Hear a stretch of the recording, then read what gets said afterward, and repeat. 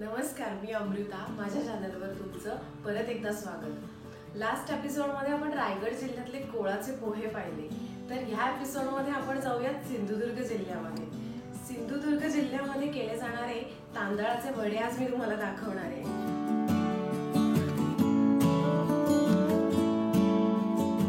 तर साहित्यामध्ये आपल्याला लागणार आहे जाड तांदूळ, उडीद डाळ, मेथी. प्रमाणासाठी 5 वाट्या तांदूळ, अर्धी वाटी उडीद डाळ आणि 1 चमचा मेथी.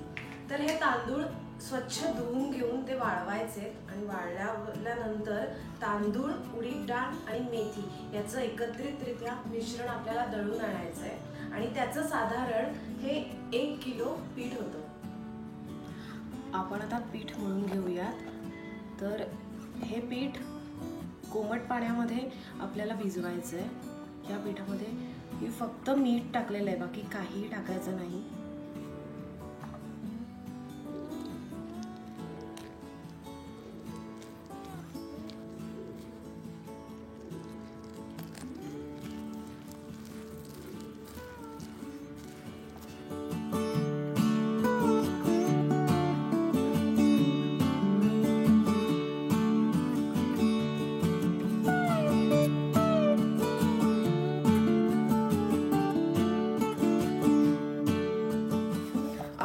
हे पीठ मळून झालेलं आहे.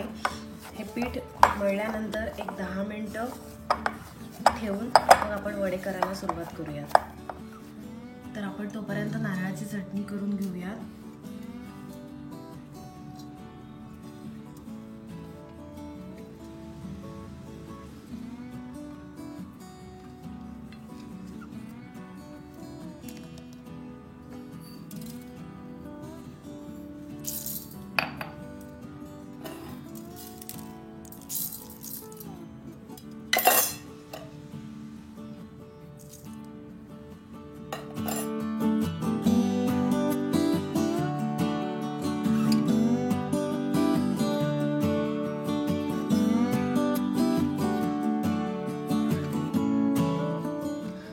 पिठाचा गोळा छान सेट झालाय.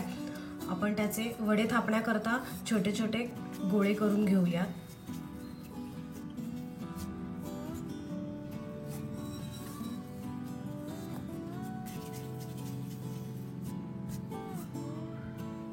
हे गोळे तयार झालेले आहेत.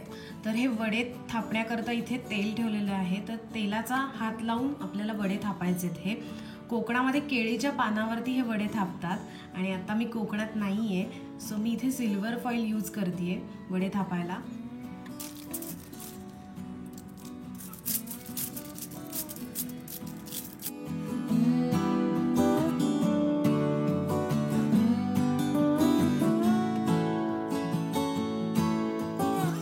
कढईत आपण तेल गरम करायला ठेवूया.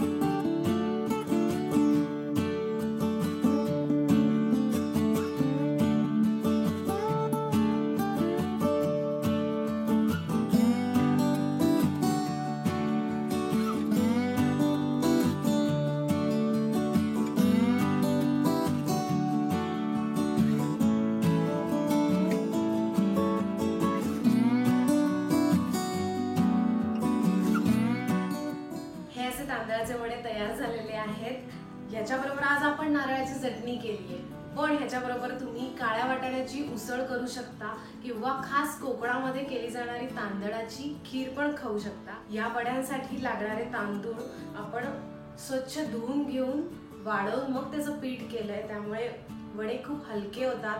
त्याच्यात मेथी आहे, तर मेथीचा एक वेगळा स्वाद या वड्यांना लागतो. तर असे हे तांदळाचे वडे तुम्ही घरी नक्की ट्राय करून बघा आणि कसे झाले ते मला तुमच्या प्रतिक्रियांद्वारे नक्की कळवा.